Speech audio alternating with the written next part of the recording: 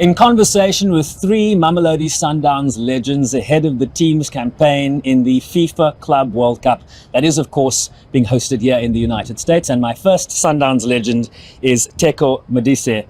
Teko, welcome to New York. A big moment for the team after a very long season, a CAF campaign, winning their 8th Premiership title. Talk about the fatigue and what is expected of them moving forward. I mean, the fatigue, of course, is something that we have to put in mind, that the season has been that long. And also, you know, the sadness as well of coming from a CAF Champions League and losing that and coming to FIFA World Cup. Of course, it's mentally challenging for the players, but as well that we're expecting the professionalism from them, knowing and understanding how important this competition is for the team, and just hoping that within that as well, you know, maybe there might be some moments that will energize the team to actually start performing as well, because there are expectations for them to perform. Of course, you got a good squad of team players that are very capable of actually showcasing and be able to compete in this tournament. So we're looking forward to it. So the last time Sundowns played in the FIFA Club World Cup was in 2017, the year after they won the CAF Champions. Yeah. Now they've lost the final in the CAF Champions. I wonder how that will spur them on in this club competition.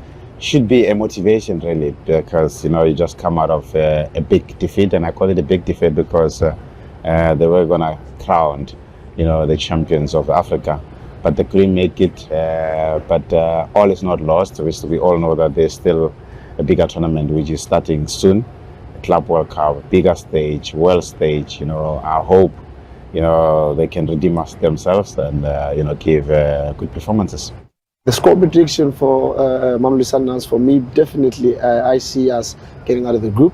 I've got so much faith and belief that the new and expanded kind of a FIFA Club World Cup gives each team the opportunity to also build up momentum and be able to compete. It's unlike before, whereby it was a quick kind of a process, but right now there's very, very great hope for Mamelodi Sundowns, I believe. What does it take to win a competition of this nature, right? Sundowns is legendary in the region, in the continent. It's a CAF champion. It has won 8 successive Premier League titles in South Africa. This is a star-studded team by any measurement. But now they're playing in the bigger leagues on a global stage. What changes in their approach in the weeks ahead? I think the mindset should change and try to approach this competition, you know, knowing very well there's a big stage and they are meeting, you know, one would say the biggest teams in the world. You'd want them to give performances that will put them in the position, you know, to go to the knockout stages. But I do know that the performance beats everything. You know, when you, as a team, wants to perform and give, you know, hard work into this, you stand a big chance of you know, reaching the greater heights. I have watched this team over the years, and I know what they can do. It's just a matter of them, you know, applying that, you know, in a bigger stage. What do you make of the group and the importance, of course, of the first match on Tuesday? I mean, I guess the biggest challenge also should be on the coach as well, to then who does it select, because look at the number of games that the team has already played throughout the season. I think we need to go with the best team that we have, best possible lineup that we have, for, you know, to put ourselves apart, maybe to actually give ourselves an opportunity as well to qualify for the next round. I think the best 11 that we could possibly bring out on the day, and that's why the challenge also goes to the coach. There are many big names in terms of soccer in South Africa. You think of Orlando Pirates, you think of Kaizer Chiefs, but Mamelodi Sundowns is not just representing Mamelodi in the United States, they're representing South Africa in a big way. What sort of pressure are they under, given that you know, they are essentially carrying the weight of an entire country on their shoulders? It's unbelievable because Mamelodi Sundowns, you know, Mamelodi Sundowns was not actually one of the teams that were recognized in the years past. But eventually they built up through the hard work that was put in and the global vision that has been there to see Mamelodi Sundowns being recognized globally and being able to represent like in a stage like this. That carries a lot of weight because you've got also great teams like Orlando Pirates, Kaizer Chiefs that have been there, and also teams that have now started showing up within the league and in the country. Then all that responsibility comes upon you, especially because of the expectations with the kind of players that we have that also represent the national team. Then you've got that responsibility to prove yourself day in, day out. Every chance you get, you become the talk of the town, whether you do well or you do not, but you still need to make sure you show up. Right now, many teams are off season.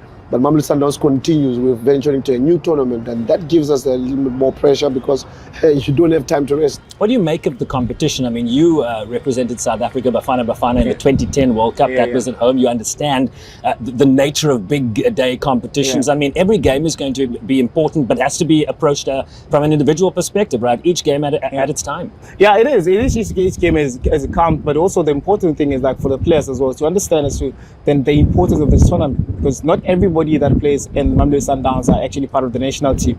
So also like you have to compare yourself with the best players in the world to see actually then how far are you, what are the things that you need to improve, and from an individual perspective and also from a club perspective as well, because at the same time you still want to perform better going into other competition. And I think it's the best opportunities for players to be able to see themselves how far they are, and also to see the coaches tactically and see then how far behind are we or how far ahead are we, because at the end of the day we still have to go back and compete again for us to find ourselves in such competitions.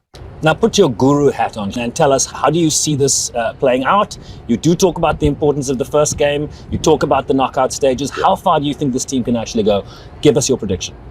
I'd love to see them in the quarterfinal. I would love to see them, playing other big teams in the world, simply because of the brand of football that they've shown over the years.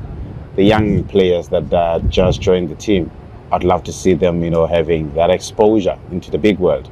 And I do believe that the sky is the limit for them if they continue playing the way that we saw them playing back home. So I'm hoping that they will reach the knockout.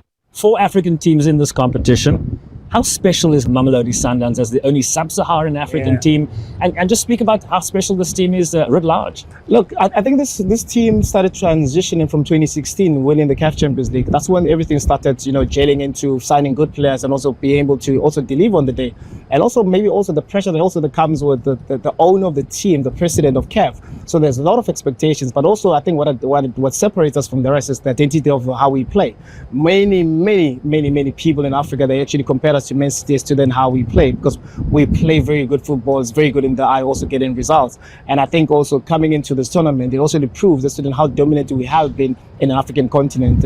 It's a very special moment for South Africa, and it's also a very special moment for Mamelodi Sundowns. And I just hope that with us participating in this, it also maybe inspire other teams as well from Sub-Sahara as well to be able to participate in this type of tournament.